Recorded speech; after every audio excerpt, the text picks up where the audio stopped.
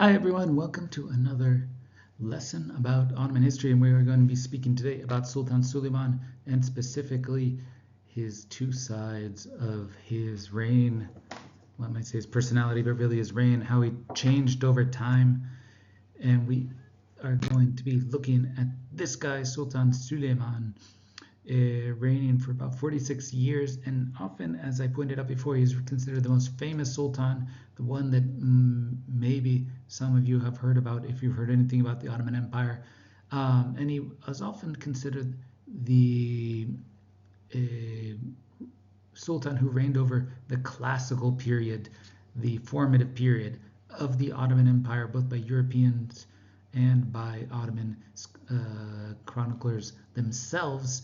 Now, we talked a bit about why that was in the previous lesson, where we talked about his many military campaigns, about the world war that was waged during his reign between many different competitors with the Ottomans on the east and the west and the south. But now I want to look at more about how his reign changed, about how he became known ultimately as Kanuni, that is lawgiver in Turkish, and specifically why he's often suggested that he elaborated an Ottoman imperial tradition. Now, the basic point here is that even though we often consider him as the kind of classical high point of Ottoman history, there's really actually two parts of his rule, right? So he's a dynamic, changing person. It's not that he just embodied a centralized, perfectly formed empire, but that he was constantly experimenting with different ideas about how to run this new world power. And the first one he's played with is what we might consider as a sort of messianic world conqueror between the 1520s and the 1550s. And once that doesn't quite work out, he moves over into a second version, which is that of lawgiver, as builder of institutions, as codifier of order. Now we might think, how do those two work out? Because if you claim to be the Messiah, if you think that you're going to bring about the end times and bring in a perfect world, why are you so interested in then moving on to a shift of law building or law drafting and institution building? How do those two visions of power work out? Well, they do actually connect in that through the idea of justice. And often the idea of Suleiman's reign is this idea that justice is finally present in the world, right? That his miracle is that he brings law and justice to the world. And we can see this, for example, in some of the readings you might have, such as that of Kizkulu, a petitioner, a woman from Bergama, who is told under the previous sultan's reign, now the roads are safe, go out and travel from one city to another. She decided to do so. She was challenged to do so, and she went out and was probably promptly attacked, robbed, possibly raped. Went out back home, tried it again, same thing happened. Then she went to the sultan, presented a petition saying, well, I did what you told me, but I got attacked and robbed, so now I want restitution. And she was simply not paid any attention to. And then she tried again during the reign of Suleiman. She kept following him on campaigns, and eventually she succeeded in getting his attention. Her petition was apparently, well, we don't know, but it was answered and kept by the dynasty. And it was an idea that all of a sudden now actually there is justice in reign. There's justice in rule. Now the important thing about that story is that Bergama is not that far from Istanbul. Today it's just a few hours drive. And so the idea that even somewhere, a place so close to the imperial capital, could be a realm of injustice and banditry, but was now in this safe space of law, is an important one, and it's probably the reason why that dynasty might have kept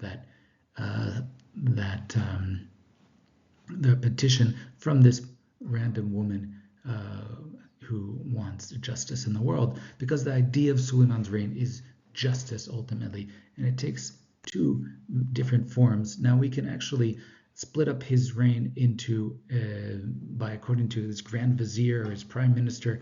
There's this figure Ibrahim Pasha, who is associated with the first half of his reign.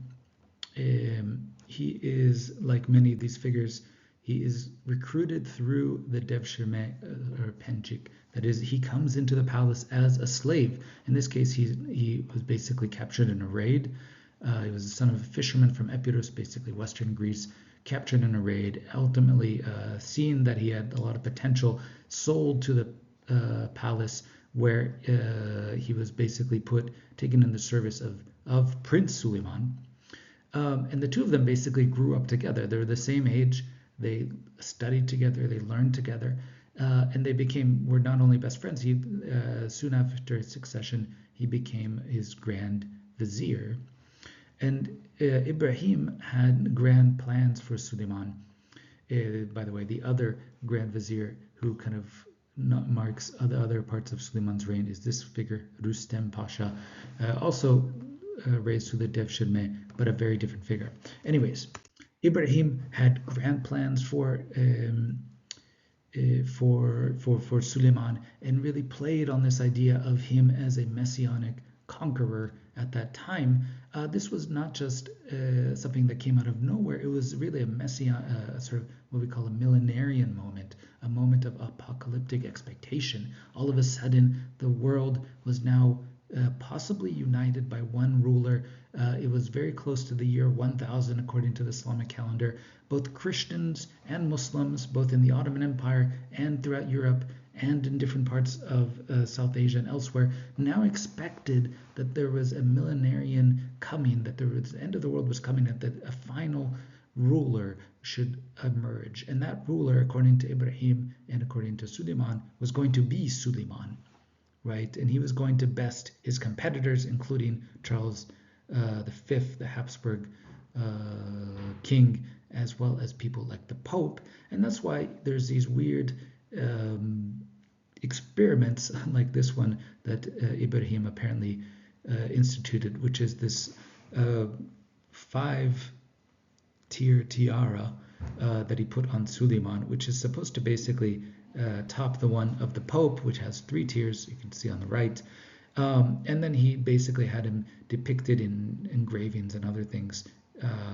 He continued this tradition that Mehmed II had started, that was abandoned by Mehmed II's successors, of sending his image out in different modes to other European kings, and inserting himself into the visual world and competition of European empires. Another idea that he had that was actually common throughout Eurasia was this one of the Lord of Auspicious Conjunction, what's called the Sahib Kiran. Sahib means possessor. Kiran is this conjunction, specifically the major conjunction between 2 planets, Saturn and Jupiter.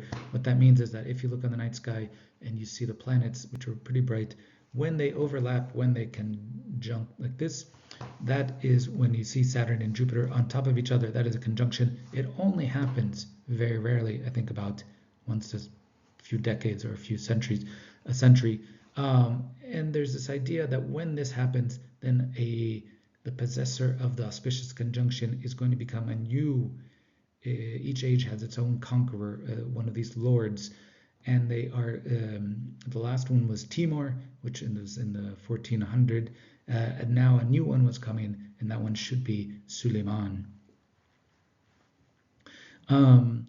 And so the Ottoman astrologers basically predicted that the end of the world, or the coming of this Sahib Quran, or his announcement, was going to be in 1552, precisely during in the reign of Sultan Suleyman. And so in the run-up to that, they essentially started casting Suleiman as, he is going to bring divine justice, going to become a messianic savior, in this point. And this wasn't just a title that was used by the Ottomans. It was actually something that many other dynasties at that time competed about, including the Mughals, seen here on the right. On the right is a picture of Jahangir, the Mughal emperor, claiming to be Sahib-i-Quran a bit later. But there is this idea, it's a common title that many people wanted to claim because they were going to conquer the world and bring justice to it. And remember, here are the different competitors other major competitors to the Ottomans. Now, there was the Holy Roman Empire here, but also in Iran there was the Safavids, and in India there was the Mughal Empire. All of these were interested in this moment of messianic redemption. Okay, so they were all interested in this capacity to use this image of a Sahib-i-Quran, or of Messiah, of the coming of the end of times, to create new forms of legitimacy for their rule. So we already saw how Shah Ismail, the Safavid ruler, from the very beginning claimed to be the Messiah, that his troops believed in him so much that they would march into battle without armor because they thought he was going to protect them. That didn't work out, but he did create the basis of a state, and his successor, Shah Tahmasp, also continued to cultivate these millenarian ideas. And in fact, the Safavids and the Mughal Empire allies with them, because the Mughal Emperor Humayun had to actually seek refuge in the Safavid Empire for a bit, as you can see in this picture here, this depiction, this mural.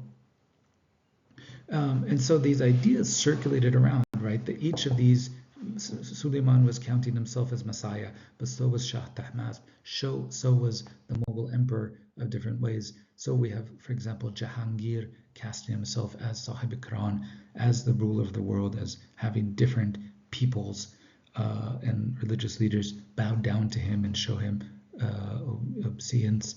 And again, here depicted on top of a world, on top of the globe, as the pinnacle of a long line of world conquerors. The most interesting one is this idea of this constant experimentation with this Messiah-like, religious-like figure, is that of the Mughal Emperor Akbar. He actually starts an entire religion centered on himself as a holy figure. He takes the vision of a Sufi sheikh, which Shah Ismail had successfully used, that many rebels to the Ottoman Empire had successfully used, and he turns that into a formal position. He creates his own religion called the Din-e-Ilahi, the divine faith, in which he makes himself the sheikh, and he makes all of his courtiers in his courts his murids, or his disciples, and he basically uses the format of the Sufi world to recreate this sort of allegiance. My point being here is that in this world, in the 1500s, around Eurasia, there was a constant moment of millenarian expectation, and Suleiman was tapping into it just as all other leaders of major empires were, using it in different ways, experimenting with it to different ends. One of the other interesting things, by the way, that Suleiman does that breaks with tradition in many ways is that he falls in love with the mother of his children, Hurrem Sultan. We'll get into this more, but one of the interesting things is that Ottoman sultans did not marry. Only the very first ones did, and they married out of political allegiance, etc. But usually after a while, like after the first 2 or 3, they basically just had concubines, and they had children through those concubines. They never got married, even though marriages could be useful, again, for political alliances, etc. So what that meant is that after a concubine had a male child, she no longer had sex with the sultan. She was just now a mother, nor was she supposed to continue engaging with the sultan. But Sultan Suleyman fell deeply in love with the mother of one of his children, Hurrem Sultan, his concubine, Roxolana, a woman brought in as a slave, probably she was Ruthenian, so kind of from the area of Ukraine. It became a major force of her own. Not only did she did she fall in love with Suleiman, that they ended up getting married, which was unheard of, but they actually had multiple children together. And so she becomes ultimately a major force and kind of a sign of a new power space in the palace, which is the Queen Mother herself. Now, let's talk very quickly about the shift away from Messiah. Ultimately, the end of the world does not come. Suleiman is not able to conquer the whole world. He doesn't turn out to be this transformative figure that Ibrahim Pasha expects him to be.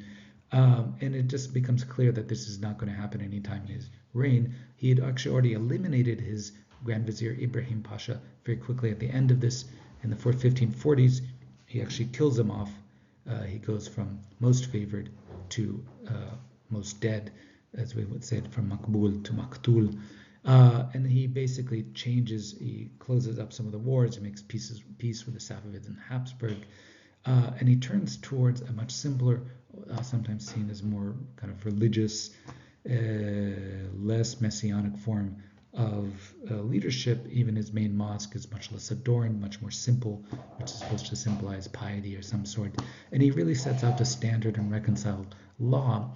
And it's this idea that he actually creates a system of government during his reign that goes beyond himself, right? He's developing something beyond just the dynasty, just by himself. He's actually creating a system that people are loyal to, managed by the kul, by the slaves, who are both the administrators and the soldiers. And they see themselves as progressing because of their merit. And that is all according to the Qanun, the law that governs the basic order of the empire. And so they perpetuate this system beyond the Sultan himself. And that's why this period is seen as the base point for all Ottoman history later on, from which it inevitably falls. But what they're really creating is a classic, kind of a moment of a setup of a classic period, just like we might see the 1950s or 60s as a classic period. Think about it.